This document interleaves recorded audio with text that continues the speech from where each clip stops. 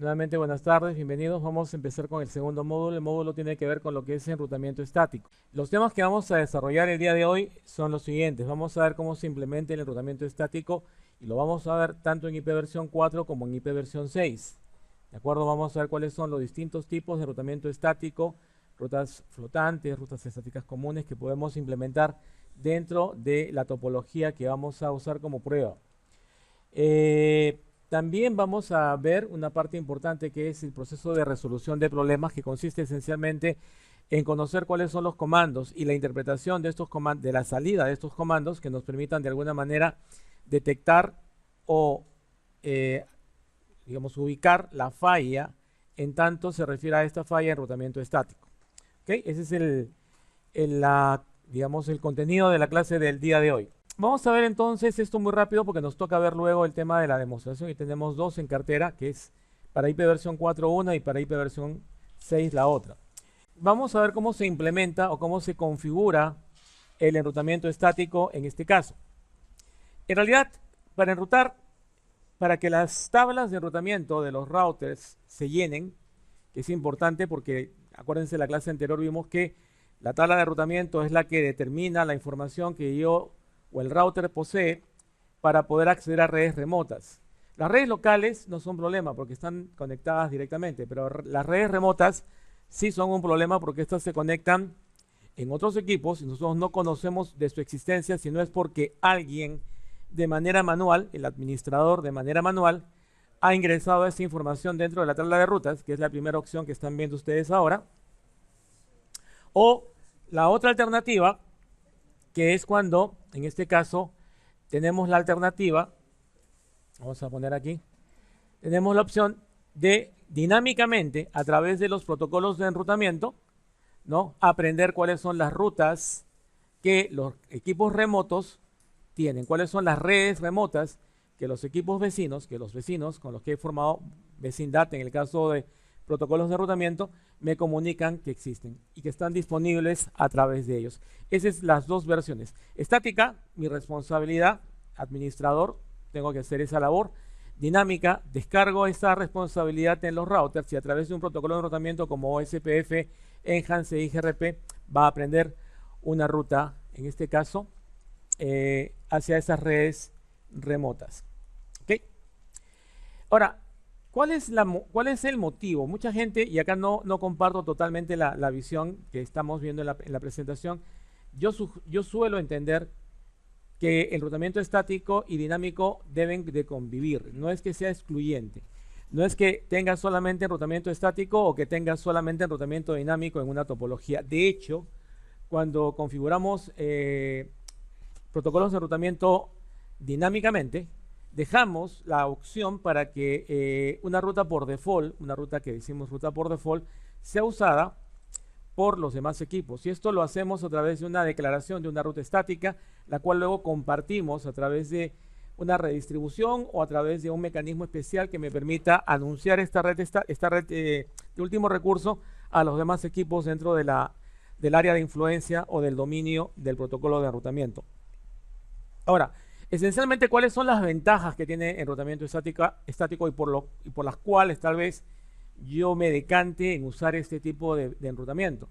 Una de las principales virtudes que tiene es el hecho de que no consume ancho de banda, dado que no manda actualizaciones, dado que no requiere mandar información a otros equipos. El enrutamiento estático no consume ancho de banda, no manda actualizaciones periódicamente.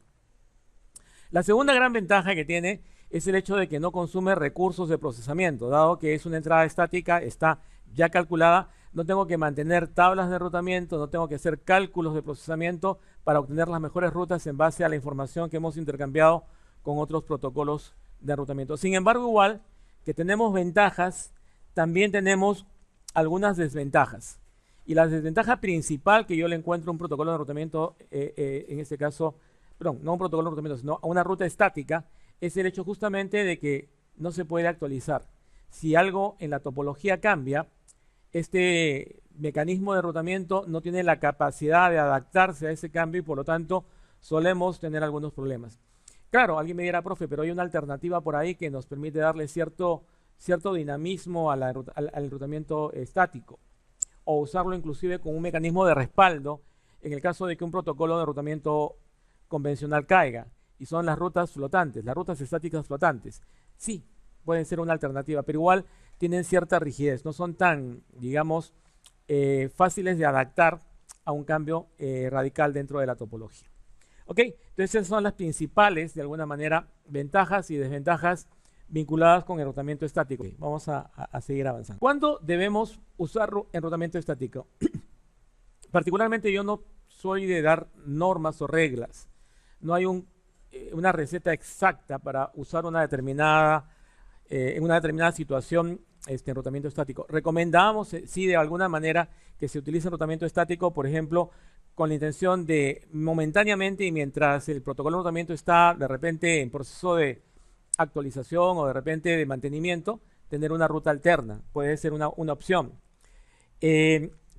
También podemos usar enrutamiento estático, por ejemplo, para poder proporcionar una ruta de salida predefinida, predeterminada, como ya habíamos comentado, que es la ruta de último recurso.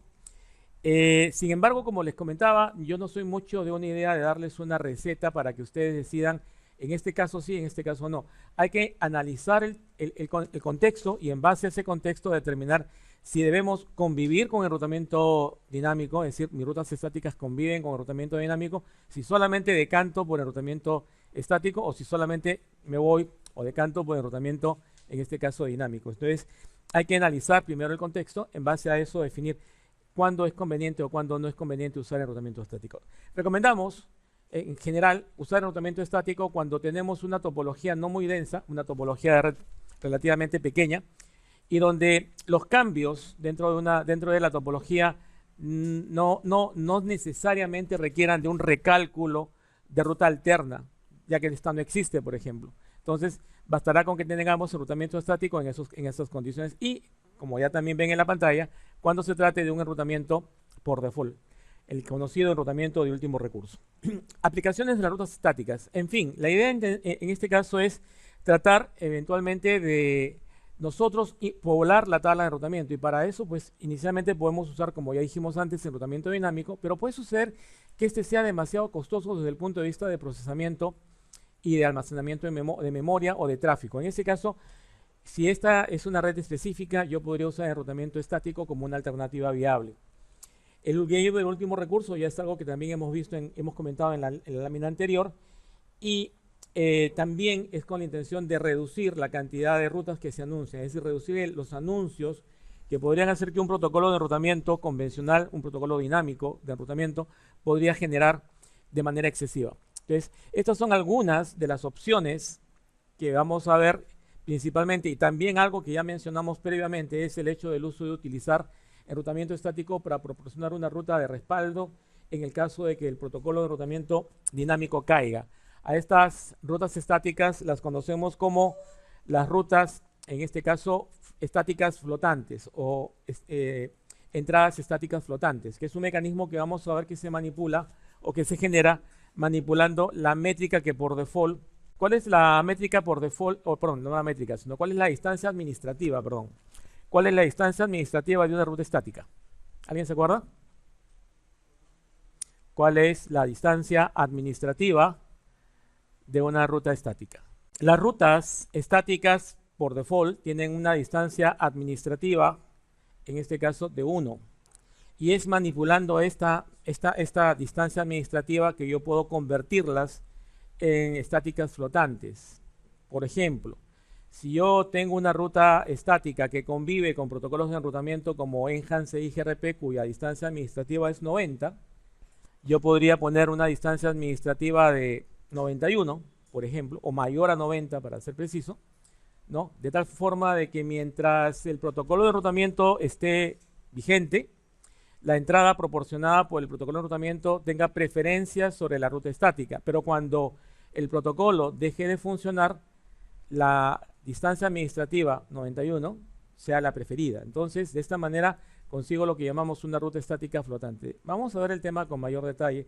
Solamente era un adelanto con la intención de que ustedes de alguna manera entiendan que esta es una de las herramientas más importantes que se mencionan en esta lámina, las rutas estáticas flotantes, que es la última opción. Es decir, las rutas estáticas flotantes funcionan como una entrada de respaldo. La ruta estática estándar, ¿cómo funciona? Bueno, la ruta estática estándar funciona declarando una red e indicando cuál es la interfase o el siguiente salto, la IP del siguiente salto que voy a usar.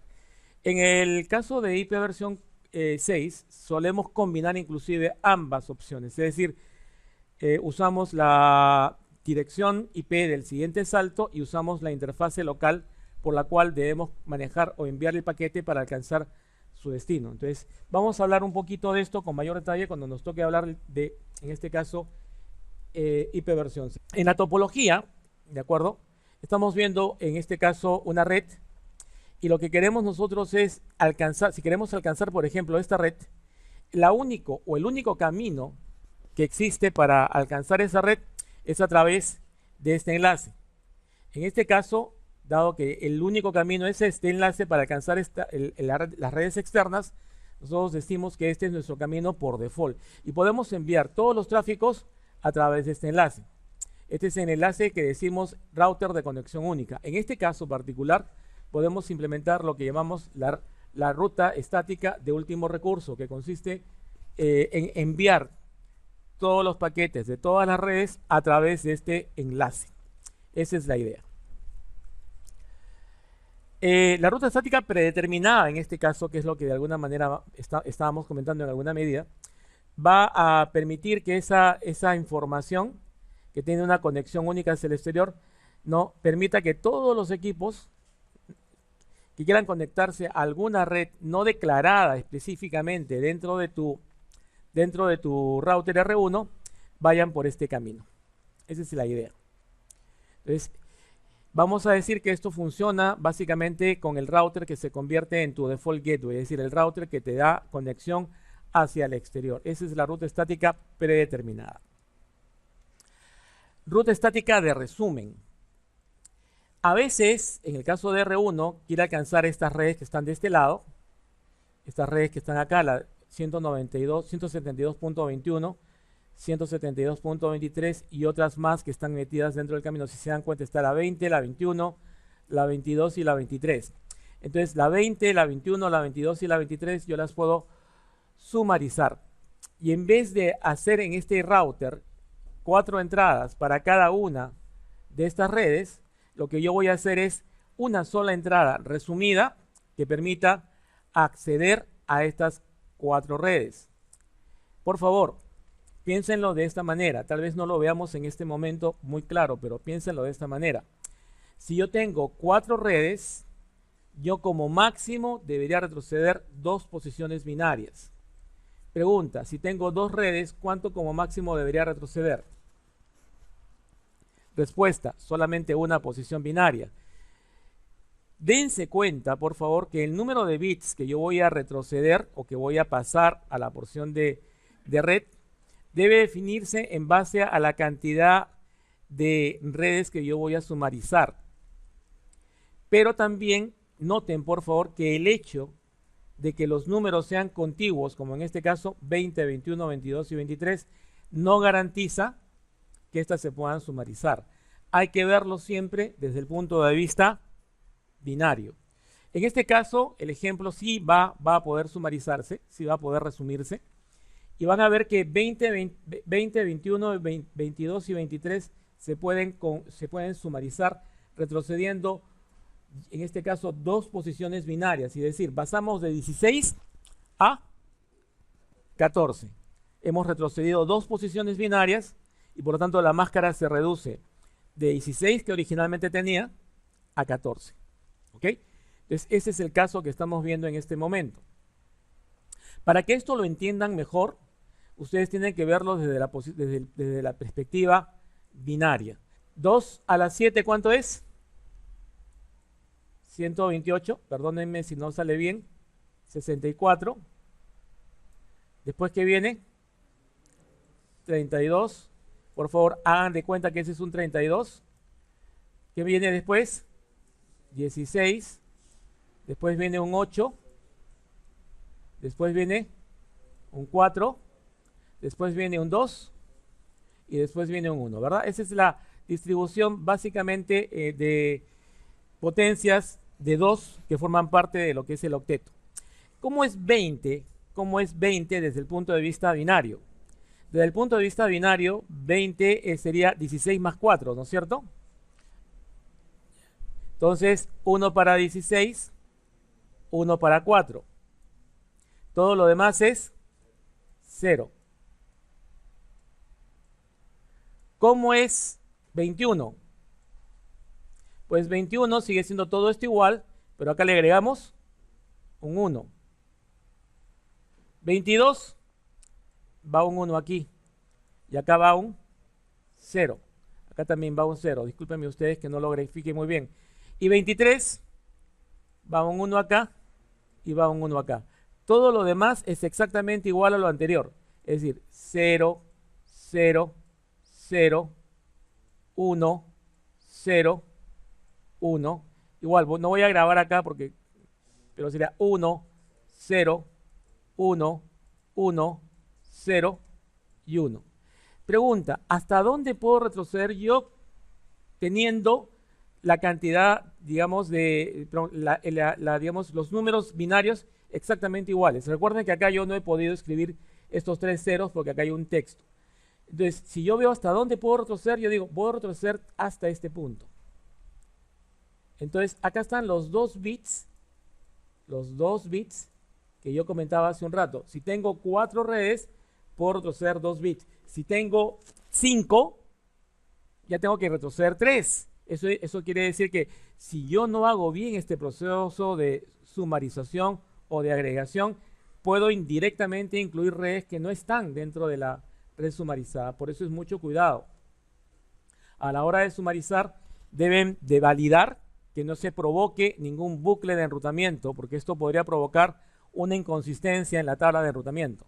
Cuidado, por favor. Entonces, acá está lo que yo les decía, que si yo tengo 4 redes, yo puedo retroceder 2 posiciones binarias, porque 2 a la 2 es 4. Si yo tengo 2 a la 3 es 8, la siguiente es 8. 2 a la cuarta, 16, la siguiente será 16. Entonces puedo generar grupos eventualmente de 2, 4, 8 y 16. Por ejemplo, si yo tuviera que reducir a una sola red, asumiendo que sea viable, 12 redes, yo tendría que agruparlas en 2 sumarizables. Una que sumarice 8 y otra que sumarice 4. De esa manera tendría las 12 redes sumarizadas. Ok, perdonen ustedes la gráfica tan fea. Vamos a avanzar a la siguiente lámina. Ruta estática flotante. De esta ruta ya hablamos. Una ruta estática flotante, dijimos que la usamos principalmente ¿para qué proceso? ¿Para qué la usábamos, señores? Muy bien, para respaldo. Vamos a usar nuevamente el puntero láser. Las rutas estáticas flotantes usualmente las usamos como mecanismo de respaldo, es decir, como un mecanismo de contingencia. Si el protocolo de enrutamiento dinámico, llámese RIP o SPF o alguno otro, fallara, entonces yo tengo que hacer que esta ruta que estaba latente, que estaba inhabilitada, se active. ¿Cómo lo logro?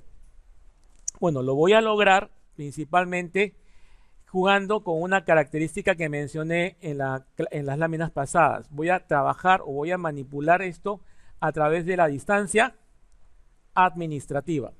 La distancia administrativa por default en los protocolos de enrutamiento ya ustedes lo conocen. Por ejemplo, Enhanced IGRP utiliza una métrica, ¿no?, de 90. Pero disculpen, una métrica no, una distancia administrativa de 90, mientras que las rutas estáticas por default trabajan con una distancia administrativa de 1. Si ambas, tal cual, estuvieran presentes en la memoria del router, ¿a quién preferiríamos? La estática, ¿no es cierto? La estática, porque la distancia administrativa 1 tiene prevalencia sobre la distancia administrativa 90.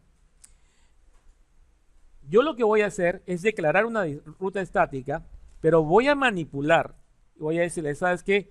Yo no quiero que tu distancia administrativa sea 1. Yo quiero que tu distancia administrativa sea 90. No, perdón, 91.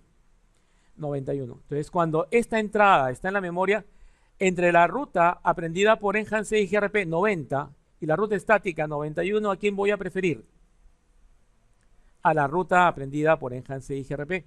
Pero si esta ruta, debido a que Enhance e IGRP sufrió un problema, desaparece la tabla de enrutamiento, ¿quién va a entrar a tomar su posición?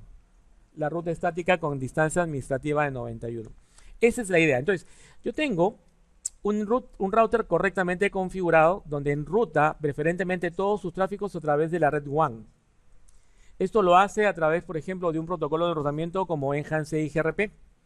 Enhance IGRP dijimos que tiene la característica, en este caso, de trabajar la distancia administrativa, la Administrative Distancia, en inglés, distancia administrativa AD, que tiene en este caso para IGRP su distancia administrativa por default, ¿cuánto dijimos que era? 90, no 90. La distancia administrativa es 90. Entonces, si yo declarara una ruta estática alternativa, una ruta estática por este lado, si la declarara tal cual como lo hemos venido viendo, tendría una distancia administrativa de 1.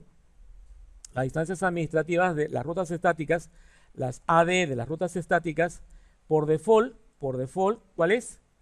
Por default es igual a 1. ¿De acuerdo? Ese es el valor por default. Si tuviera que escoger entre 90 y la otra, que es 1, yo escogería 1. Decidiría entonces mandar todo el tráfico por este camino. Entonces, el camino que está acá abajito, por acá yo estaría mandando todo el tráfico. Y esta entrada, aprendida por la tabla de enrutamiento mediante Enhance IGRP, no la usaríamos. ¿Cuál es el truco entonces? El truco es decirle, mira, yo quiero que esta entrada estática no funcione y solo trabaje cuando el enrutamiento dinámico falle. Entonces le aumento la distancia administrativa y la cambio de 90, perdón, de 1, la cambio a 91, por ejemplo. Al ponerla en 91, el router dice 91 y 90, ¿quién es mejor? 90. Entonces voy a preferir mandar el tráfico por este camino. Pero cuando el protocolo de enrutamiento, en este caso Enhance IGRP, que es el ejemplo que estoy tomando, ya no funcione, en ese caso hará que todo el tráfico fluya a través del camino alternativo. Esto puede ocurrir, por ejemplo, cuando este enlace WAN caiga. Y al caer, automáticamente el protocolo pierde vecino. Y al perder vecino, deja de anunciarla. Y al dejar de anunciarla, entra a tallar la ruta, en este caso justamente la ruta estática, y todo el tráfico viajará por este camino. ¿Entendieron la idea? ¿Preguntas hasta acá, por favor? ¿Cómo no? Dime.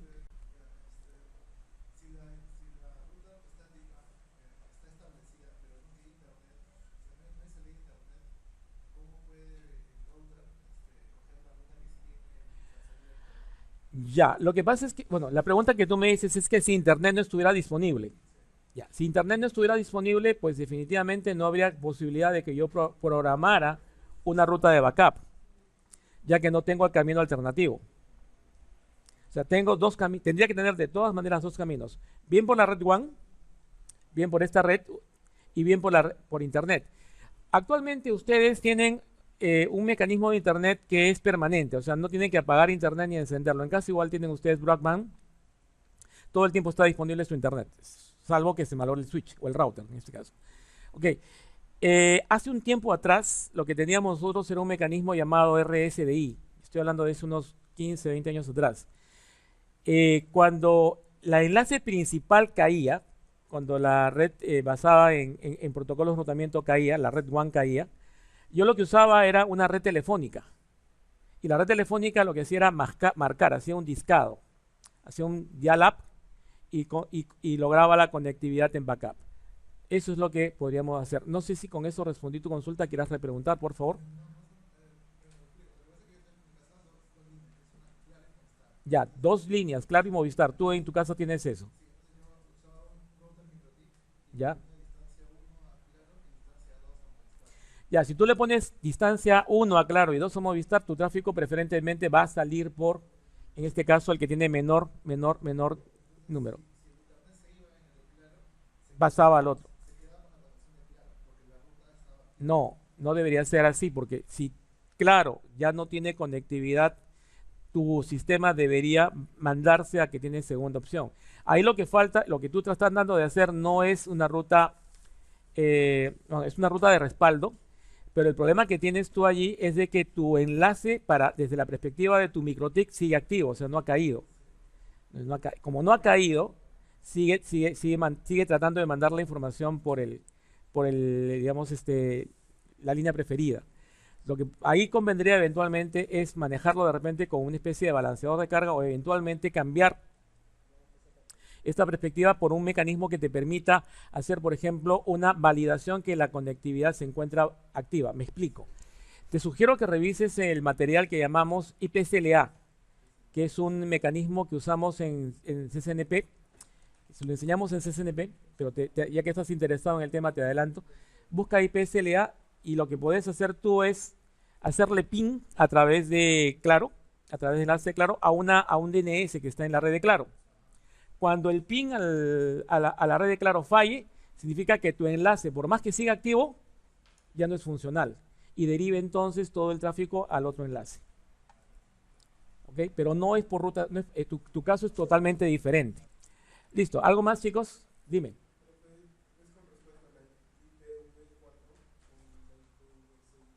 Sí, lo único que va a cambiar es el número, la numeración, el esquema de numeración de la IP, ¿no? Pero el concepto es el mismo. En el caso de IP versión 6, hay un mecanismo que es un poquito más extenso, que no solamente incluye el siguiente salto, sino también incluye la interfase de salida, pero sí se puede seguir manipulando la distancia administrativa, así que este ejemplo es perfectamente aplicable también a IP versión 6.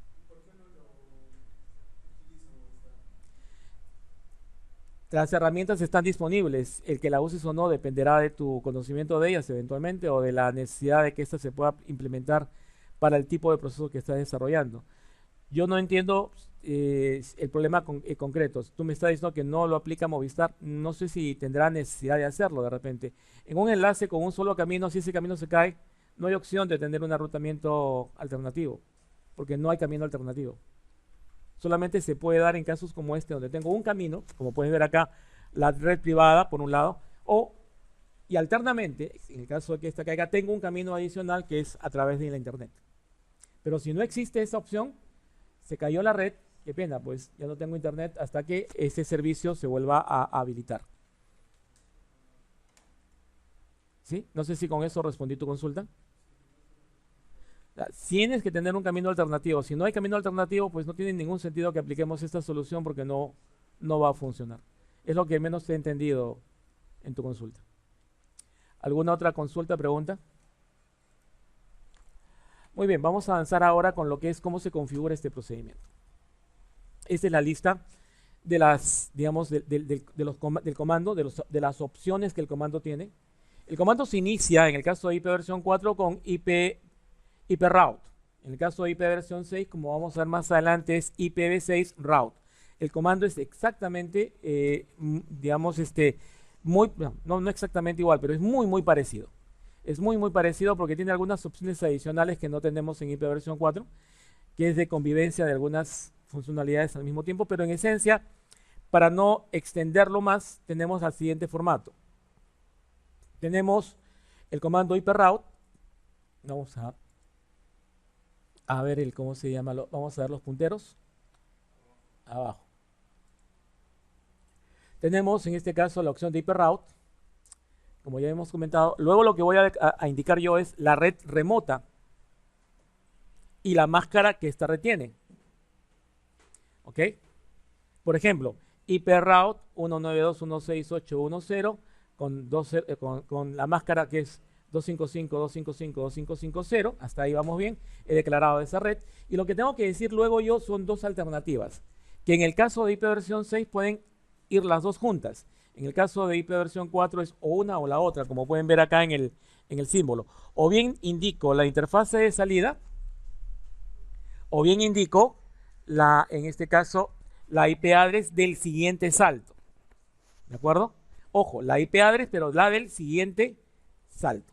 ¿Ok? Esa es la idea de esta parte. El siguiente salto yo lo puedo identificar a través, en este caso, de la dirección IP. que corresponde en este caso a la interfaz que se encuentra en el otro extremo del enlace. Asumiendo que se trata de un enlace serial, se tratará de la dirección IP del siguiente extremo. ¿Ok? Es nada más lo que vamos a usar, básicamente es eso. ¿De acuerdo? Cuando tengo yo la posibilidad, no tengo yo la posibilidad, ya sea por desconocimiento, falta de la información que necesito para saber cuál es la IP del siguiente salto, puedo utilizar la interfase de salida, es decir, la interfase local por la cual voy a mandar la información al exterior. ¿Ok? Eso es lo que normalmente hacemos en IP versión 4, es o uno o lo otro. Pero en IP versión 6 hay una variante interesante. Puedo usar ambas. Puedo usar la interfase de salida y la IP del siguiente salto. Cuando se da eso en IP versión 6, en IP versión 4 no lo acepta, al menos lo van a ver que no lo acepta el Packet Tracer. Ustedes pueden definir de esta manera, indicando estas dos opciones, lo que llamamos una ruta estática totalmente especificada, que especifica tanto la dirección IP del siguiente salto como la interfase de salida. ¿Ok? Son las dos opciones. Eso lo vamos a ver en la parte práctica dentro de un rato. Entonces, vamos a ver cómo se configura una ruta estática para apuntar al siguiente salto. Quiero que entiendan esto en principio. Todos los routers, de momento, en este curso, y lo aclaro porque estamos en un punto de quiebre donde los routers están adquiriendo inteligencia, entonces esto no va a ser cierto probablemente en algún tiempo. Pero todos los routers usualmente definen en este momento su comportamiento de enrutamiento basada en la información que él tiene localmente. No le interesa la información que pueda ser manejada centralizadamente por el momento. Se va a dar en algún instante que todos los procesos de enrutamiento se den centralizadamente a través de un control plane unificado, que es a lo que apunta en este momento el mercado. Pero en este curso vamos a asumir que no estamos entrando a ese tema. Entonces, cada router de momento trabaja de manera independiente y su comportamiento lo genera en base a la información que tiene localmente. Que puede ser que la haya adquirido a través de un protocolo de enrutamiento, puede ser que yo se lo haya ingresado manualmente. Entonces, eso se conoce per hot behavior, o sea, es un comportamiento a nivel de cada punto, de cada router. Entonces, desde la perspectiva del router 1, esta red, la 172.16.1.0, esta otra red, la 192.168.0, ¿son qué tipo de red? ¿Local o remota? Local o remota, vamos chicos, no se me queden. Ustedes eso lo han visto en la clase pasada. Remota, muy bien, son redes remotas, muy bien.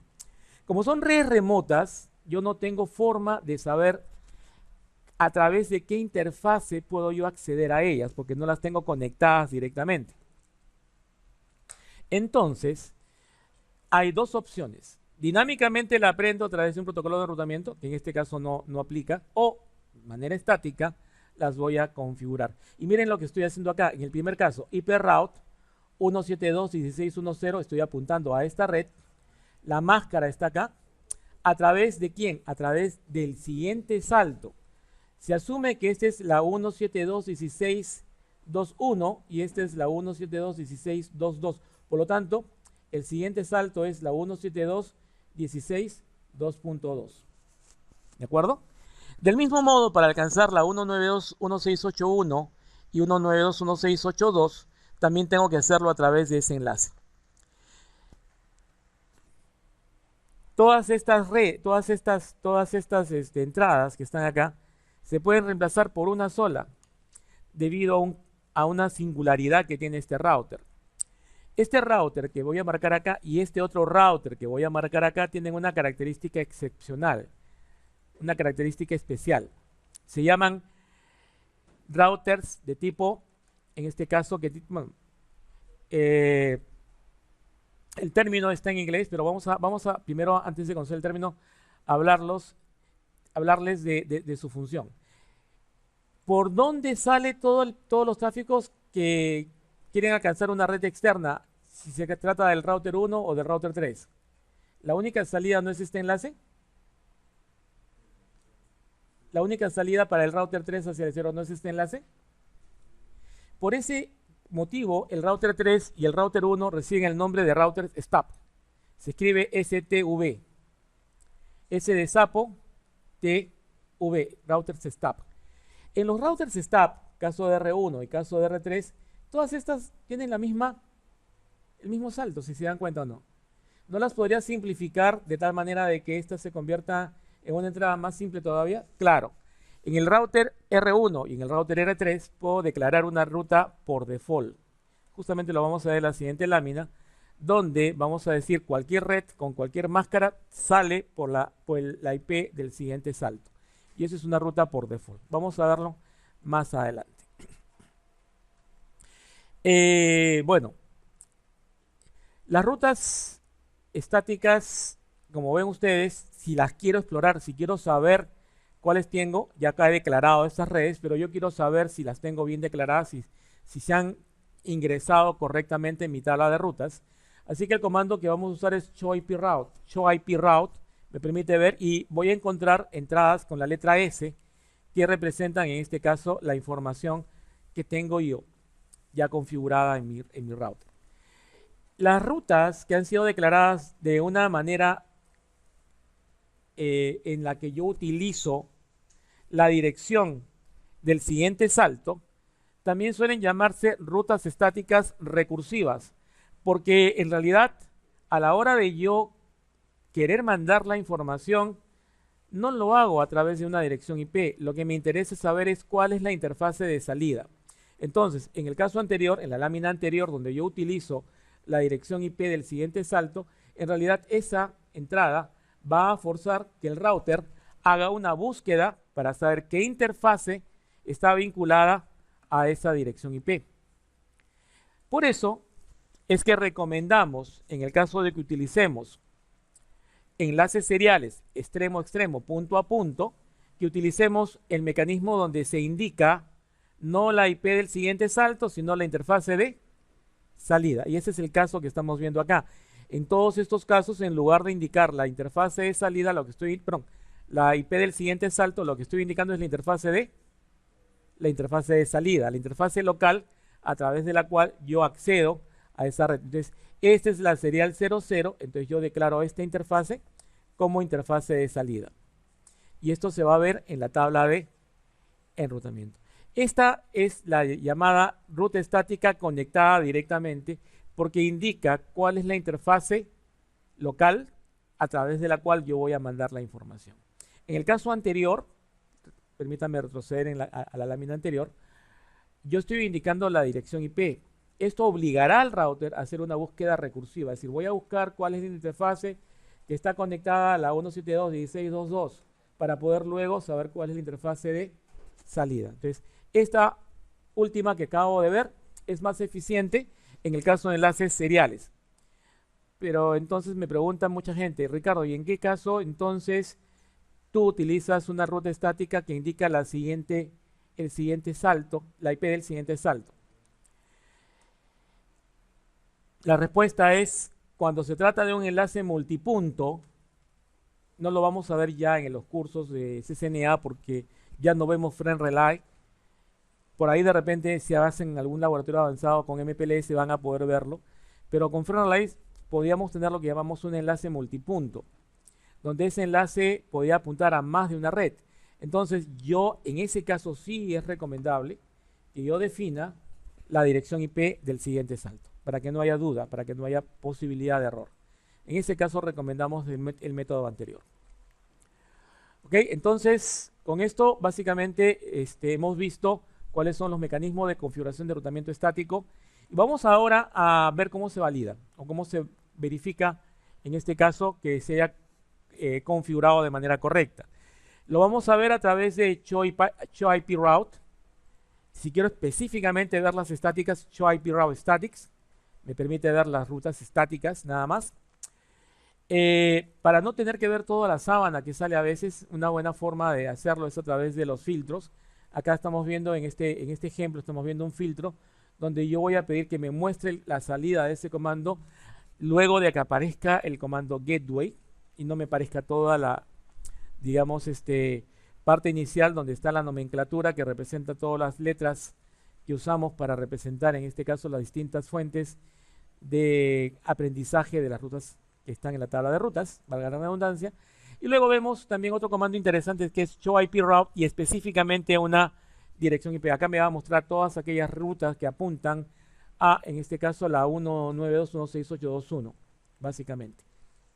Y en este otro comando, básicamente lo que voy a hacer es el comando show running config. Lo voy a filtrar para que únicamente me muestre aquellas entradas que tienen se inician con el comando iproute. En este caso está mostrándome todas las entradas estáticas. Cualquiera de estas tres formas es viable para que ustedes vean la configuración referente a lo que es enrutamiento estático. Nuevamente hasta acá, consultas, preguntas, ¿nada? Bueno, dado que no tienen consultas o preguntas, vamos a seguir avanzando. IP route 0000 con máscara 0000. Siguiente IP del siguiente salto o interfase local si lo deseas, cualquiera de las dos opciones, una de las dos opciones. Esto se llama ruta predeterminada o también ruta por default. Algunos también la mencionan como ruta de último recurso. ¿Por qué le llamamos así? Bueno, la idea es esta. Cuando poblamos la tabla de enrutamiento, vamos a tener varias entradas. Cuando decidimos mandar la información a una red en particular, lo que hace el router es consultar la tabla de rutas e ir viendo cuál es aquella que tiene una mayor cantidad de coincidencias. Aquella que tiene la mayor cantidad de coincidencias es por donde yo voy a mandar la información. Determina la interfase de salida. Si ninguna de las entradas de la tabla de rutas cumple con esta condición, ¿qué pasa con el paquete? El paquete es descartado, se pierde. En inglés, dropeado. ¿Sí? Oye, pero a mí no me interesa que lo dropee, porque yo puedo tener un montón de redes en internet y esas no las voy a tener en mi tabla de rutas, pues. Voy entonces a crear una ruta llamada ruta de último recurso. ¿Qué significa esto? Que si ninguna de las entradas previas macha o coincide, entonces voy a usar la última entrada. Mi último recurso de enrutamiento es esta ruta estática. Por eso se llama también ruta last resource, último recurso. ¿Okay? El nombre que vamos a usar en el curso obviamente es el de estática predeterminada, también por default o default route.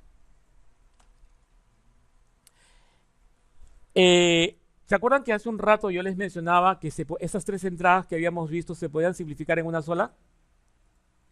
Ya, perdónenme, voy a retroceder unas láminas para que vean nuevamente lo que yo les había comentado hace un rato atrás. Yo les había comentado que estas tres entradas, perdón, una más todavía, que estas tres entradas, ¿sí?, se podían simplificar en una sola porque todas tenían la misma dirección de salida. Pues ya llegó el momento. La ruta predeterminada, voy a adelantarme nuevamente. En la ruta predeterminada, aquí vamos a observar justamente eso. Todas esas tres entradas que teníamos en R1 ahora se han simplificado en una sola entrada. Todas apuntan a través de este enlace que es el siguiente salto. ¿Qué significa esto? Cualquier red con cualquier máscara, envíala a la 172.16.2.2. Oye, ¿a qué interfaz está conectada a la 172.16.2.2? Hago una búsqueda recursiva y detecto que es a través de la serial 00. Entonces, todos los tráficos van a salir por la serial 00 hacia el exterior. Esto también se puede reemplazar y puedo reemplazar este IP por serial 00. ¿Ok? Que es también una alternativa para que pueda funcionar todo esto sin problemas. Preguntas nuevamente, ¿se entendió esta parte? ¿Cómo valido? La validación, ver la tabla de enrutamiento, ver mi configuración del router para determinar si está en la tabla de rutas, si está configurada. Como ven acá, lo que les había adelantado, el gateway of last resource, el gateway de último recurso es a través del 172.16.2.2. ¿Quién definió eso? Lo definió esta entrada estática que está marcada con un asterisco indicando que es la candidata de por default. ¿De acuerdo hasta acá? Chicos, hagan algo, digan algo, sí o no. El que se queden callados para mí significa que están viendo otra cosa. ¿Sí? Ok. Para IPv6, lo que consultaba su compañero, ¿qué pasaba con IP versión 4 e IP versión 6? Bueno, en IP versión 6 es muy similar, los cambios son mínimos, más bien se agrega algunas mejoras eventualmente. El concepto sigue siendo el mismo. IPv6 route, el prefijo, que es en este caso la dirección IP, ya no tengo que poner una subnet, porque recuerden que en el caso de IP versión 6 ya no va subnet, pero voy a poner un slash y un número que va entre, que oscila entre 1 y 128. 128 es todo, ¿no es cierto? Entonces, es en este caso, el prefijo, la longitud de prefijo. 127, 64, que es lo usual, ¿de acuerdo? Y luego voy a colocar la dirección IP del siguiente salto, del otro extremo, o la interfase de salida. O sea que si ustedes comparan esto con lo anterior que hemos visto para IP versión 4, van a darse cuenta que es prácticamente idéntico. ¿Cómo funciona esto entonces? Bueno, igual que en el caso anterior, tengo IP del siguiente salto, que significa que yo voy a indicar, en este caso, la dirección IP versión 6 del otro extremo. También puedo indicar la directamente conectada a través de la interfase local que se encuentra conectada a mi router y que camina o que apunta a la red a la que quiero llegar. Y la ruta IP estática totalmente especificada, que es para mí la que suelo recomendar, que combina las dos anteriores, es decir, incluye la dirección IP del siguiente salto, pero también incluye la interfase local que me permite alcanzar la red destino. Igual que en el caso anterior, podemos ver un ejemplo en R1, donde en este caso estamos, si se dan cuenta, igual que en el caso anterior, todas nuestras rutas están saliendo por la misma dirección IP, que es la dirección del siguiente, la IP del siguiente salto.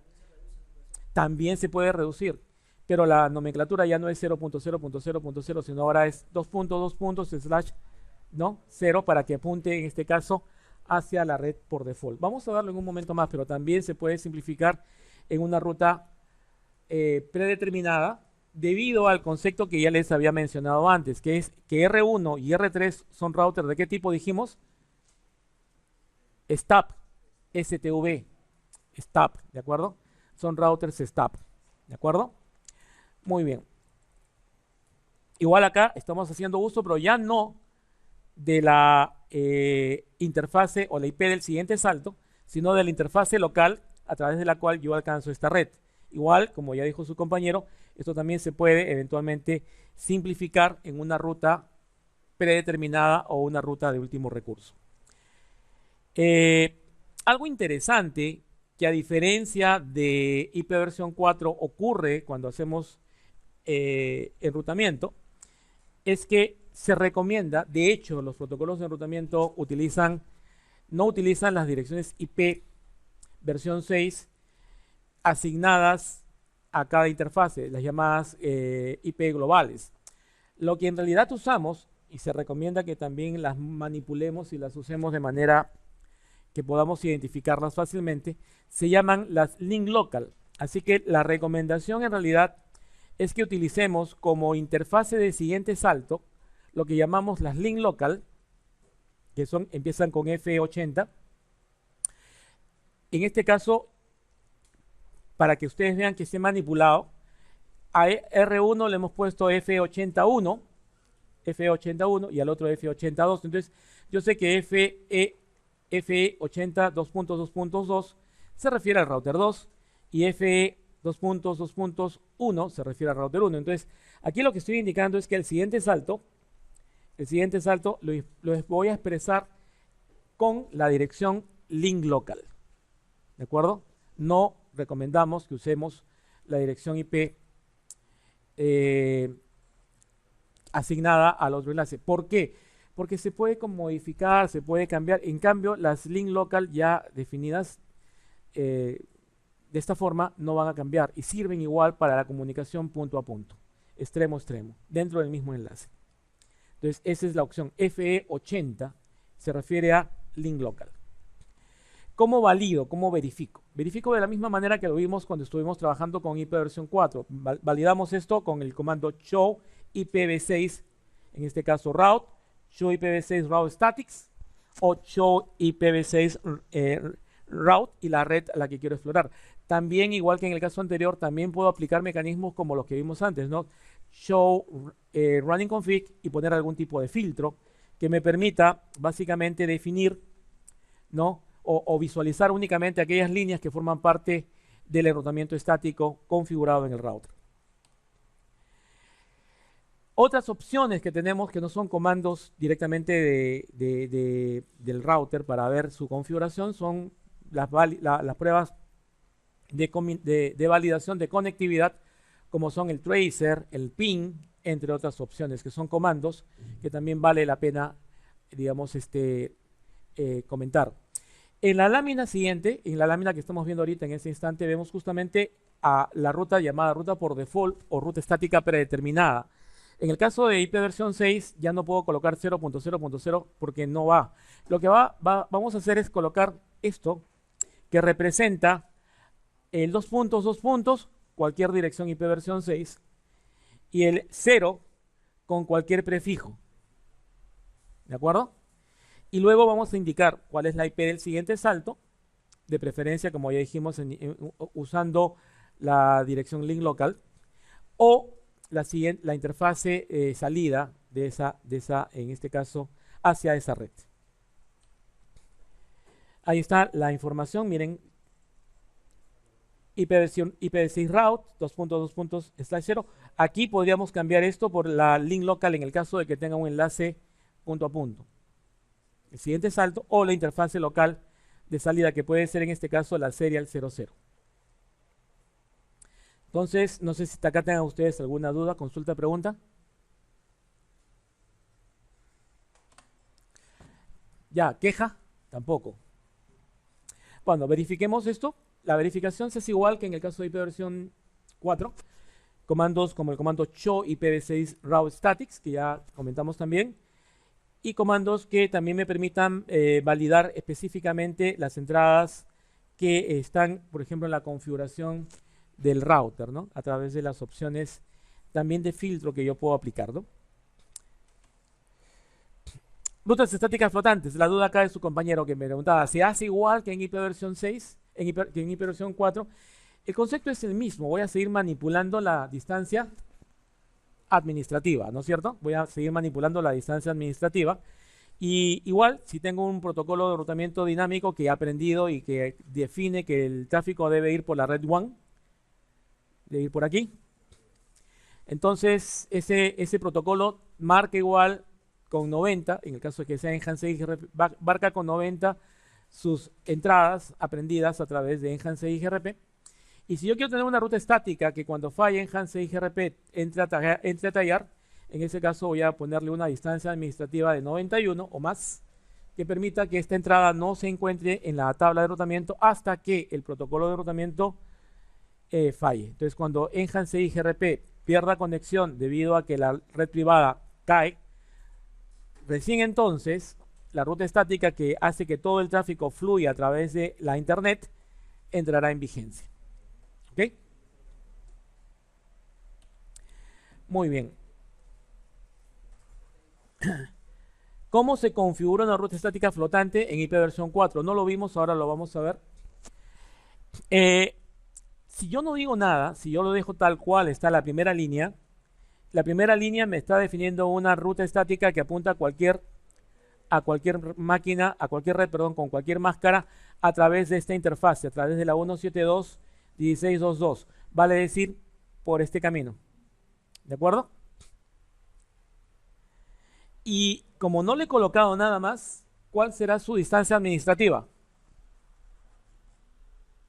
Su distancia administrativa será 1. ¿De acuerdo? Si yo defino una segunda ruta por default, como pueden ver en la siguiente línea, voy a hacer exactamente lo mismo, pero estoy pidiendo ahora que se vaya por este enlace, por el 10.10.10.2.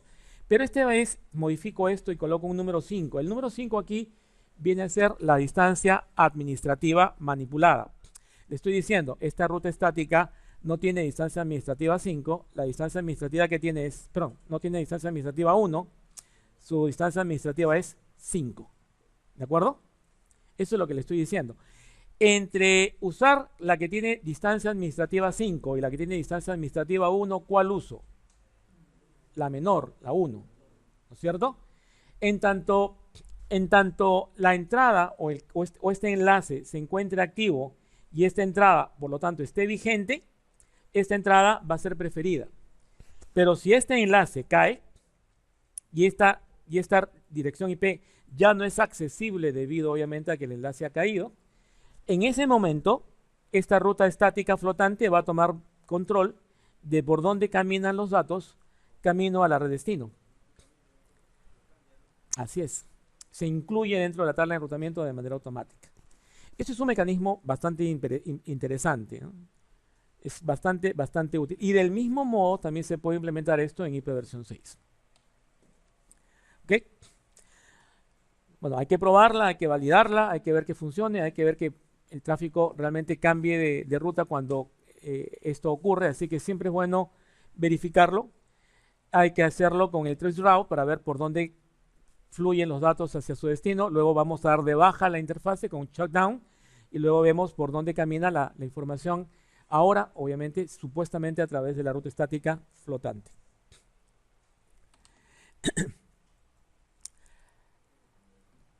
Vamos ahora a hablar las rutas que están instaladas localmente. A partir de la versión 12.4, la versión 15, también lo maneja, se incluyen unas rutas que se llaman de tipo L. La L viene de local. Hasta antes de esto, o previo a esto, siempre existieron las llamadas rutas C, que significa que están conectadas directamente. Estas rutas C usualmente apuntan a una subnet o a una red, mientras que las rutas L apuntan a un equipo, a un host. Usualmente la dirección IP localmente asignada a la interfase, valga la redundancia, local de mi router. Entonces, la L viene de una interfase, de una IP asignada a una interfase. Como es un host, la máscara por default es 32 en el caso de IPv 4, ¿no? Y en el caso de IPv 6 será de 128, como pueden ver ustedes aquí. 32 bits, 128. Estas son las rutas L. Aquí podemos ver justamente el comando, en este caso para poder visualizar. Acá estamos ingresando una ruta que no apunta a una red. No sé si notan por favor que la máscara es una máscara de 32 bits. No sé si ven esto. 255, 255, 255, 255. Eso significa que estoy declarando una red o un host. Un host. Por eso es que cuando yo lo voy a visualizar, lo voy a ver en este caso como una ruta S que apunta a un host. Esto es un host. Y acá tengo lo mismo, pero ya no usando la nomenclatura IPv 4, sino IPv 6. Por lo tanto, acá coloco 128. Resultado, como ya dije antes, es que tengo ahora estas entradas dentro de mi tabla de enrutamiento, pero dado que son ingresos hechos mediante un comando de una ruta estática, se van a marcar o se van a mencionar con la letra S. ¿Ok? Ahí está para IPv 4 e IPv 6 respectivamente, ¿no? Show IPv 6. Vamos a pasar ahora a la última etapa de la sección de hoy día. Hoy día estamos ya a punto de entrar a nuestra segunda fase. Son las 4:30, casi. Vamos a hablar ahora de lo que es resolución de problemas. En inglés troubleshooting o simplemente teach-shoot.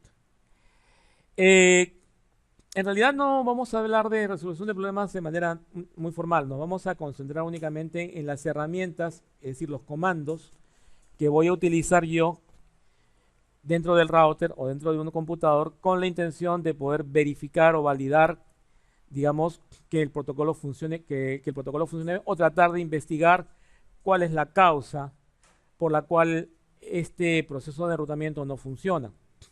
¿Ok? Entonces lo que vamos a ver son, insisto, las herramientas, comandos que nos van a interesar para poder hacer resolución de problemas. Entonces, uno de los componentes del procedimiento de resolución de problemas es conocer cuáles son estas herramientas y qué me informan cuando me mandan una salida, me botan un resultado. ¿Ok? Entonces, primero entiendan, por favor, que muchas veces nuestro router tiene un comportamiento interesante. Cuando un paquete